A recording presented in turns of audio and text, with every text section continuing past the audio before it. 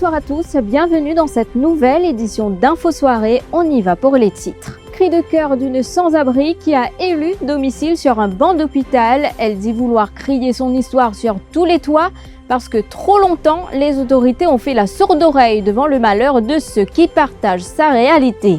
Incendie au premier étage du bâtiment Fonsing à Port-Louis ce matin. L'origine inconnue pour l'heure, aucun blessé à déplorer. Acquittement dans le cas de torture d'Iqbal Toufani, la veuve de la victime prie le DPP de faire appel du verdict. Amira Toufani déplore le fait que des policiers enquêtent sur leurs collègues. À la prison de Melrose, 339 caméras sur 544 ne fonctionnent pas. Une révélation du Premier ministre ce matin à l'Assemblée nationale. Pour Pravin Jugnauth, il est évident que dès le départ, les installations ont été mal faites. Il cible le contrat conclu par l'Ancien Régime où l'on est obligé de recourir à la même compagnie pour des travaux d'entretien des caméras. Cri du cœur d'une sans domicile fixe bravant le froid et le mauvais temps. Don Kumari, 59 ans, passe ses nuits à dormir sur un banc d'hôpital. 8 ans déjà qu'elle dort à la Belle Étoile. Hormis l'occasion rare où un bon samaritain accepte de l'héberger, au cas contraire, la quinquagénaire n'a d'autre choix que de passer la majorité de son temps à l'hôpital du Nord. À l'aube de ses 60 ans, elle n'a qu'un souhait, avoir un toit. Lisa Gandauri. Malgré le froid sans précédent, Don Kumari passe ses nuits à dormir sur un banc d'hôpital. Cela fait 8 ans que cette ancienne habitante de Mapu est sans abri après un différend familial. Combien de temps pour dormir au banc d'hôpital? J'ai besoin de Lili et matelas, je fais toilette dans l'hôpital, les autres toilettes au quartier. Je reste dans le lavabo, je n'ai pas la salle de bain pour baigner, pour la mollesse, que je ne pas laver. Divorcée et sans enfant, la quinquagénaire n'a plus de résidence fixe. Elle aspire à retrouver aujourd'hui une vie plus stable. À cause d'une case comme ça, pour un petit coin, pour mettre un foyer, pour cuire, pour baigner, pour rester, pour guetter une télévision, pour écouter radio, c'est mon plaisir ça. Don Kumari lance ainsi un appel à l'aide pour trouver un logement. Là, je peux demander à Maurice, n'importe quelle nation il était, si je tenais la case, si je trouvais comme une case, je peux demander pour d'autres.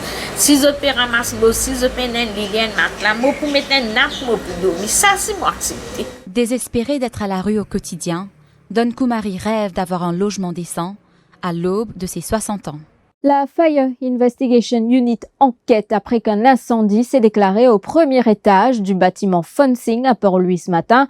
Aucun blessé n'est à déplorer et l'origine du sinistre reste à être déterminée. Ce bâtiment situé à la rue Edith Cavell en face de la Telecom Tower abrite la National Library qui a été épargné par les flammes. Un témoin qui a essayé d'éteindre le feu avec un extincteur revient sur ce drame.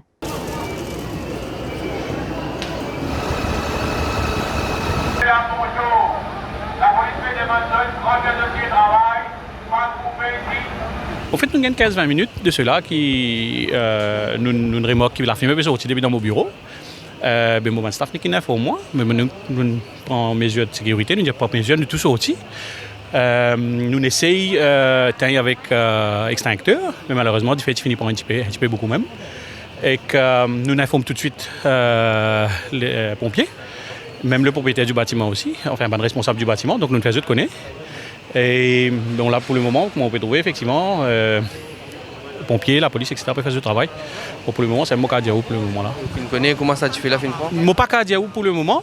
Je pense que nous pouvons attendre les pompiers avec l'enquête qui sont nous qui n'arrivent qui pas arrivé. Allez, couper que nous n'avons pas non, nous tout les staff sorti, nous informons même les gens qui sont à côté de nous, nous descendre et nous faisons emergency procedures comme normal nous avons faire. D'après un drill qui nous avons faire. Et donc nous faisons tout descendre pour le moment. Pas fini dans aucun cas. Non, pas aucun casualty. Tout le staff est sorti, tout les autres flots. Donc nous faisons un petit survey avec un responsable du bâtiment aussi. Donc tout une descente sortie pour le moment. Pas pour le moment là-haut. Au lendemain de la décision de la Cour intermédiaire d'accorder le bénéfice du doute à 3 policiers poursuivis dans l'affaire Iqbal Toufani, Amira Toufani, la veuve de la victime, demande au bureau du directeur des poursuites publiques de faire appel du verdict. Elle participait à une conférence de presse du comité de soutien en mémoire de feu Iqbal Toufani ce matin au centre social Marie-Reine de la Paix. Amira Toufani s'est dit déçue par le jugement, des propos recueillis par Lisa Gendaouri. Je ne suis pas d'accord ça jugement qu'il fait hier là et nous pouvons l'espoir et confiance avec des pupilles qui fait un appel pour nous qui donne nous à la justice là parce qu'ils nous redonnent la justice vu que la police arrête mon Michel les 1er mars et là demain les démarches nous à l'hôpital nous gagnons les mots. C'est pas possible. Nous avons envie que des coumarines qui sont là qui nous dit coumarines mots. Fait des pupilles demander l'appel pour la famille, pour la justice. Nous bien la justice. Pour rappel, Iqbal Toufani est décédé le 2 mars 2015 alors qu'il était sous garde policière. Par ailleurs, les travailleurs sociaux Salim Mouti et Jamil Pirali ont par ailleurs appelé à une manifestation pour dénoncer les cas de mort en détention policière. Je vous retrouve après la pause.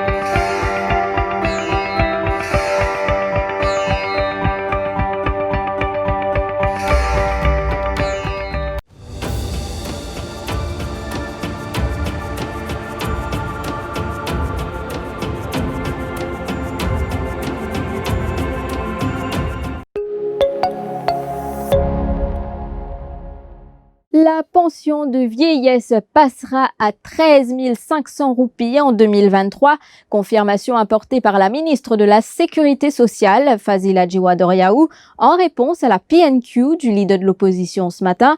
Private Notice Question axée sur la réforme du système de pension. Elle a également précisé que le National Pension Fund continuera à opérer, même après l'introduction de la contribution sociale généralisée. Arvin Boulel n'a pas caché son agacement quand il a appris que la réforme du système de pension a déjà été décidée avant même qu'un rapport ne soit soumis à cet effet.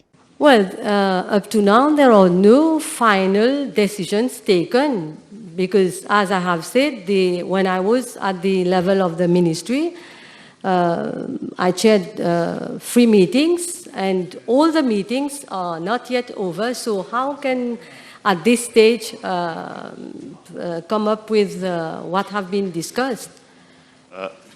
Can I ask you, Madam Minister, let me ask you something which is very relevant and which is down to this is the question that we all want to do. How is it possible that government has already legislated a pension reform when there is not yet a report of the ministerial committee, although actuarial review in respect of 2011 and 2013 has been tabled, but yet a copy is yet to be tabled in the Assembly.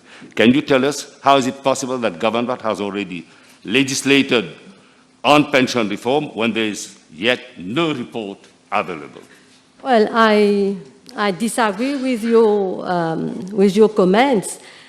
Because the contribution sociale généralisée is a budgetary measure provided in the Finance Bill 2020, you will agree with me that the bill is still at debate, is still being debated in the House and has not yet been promulgated.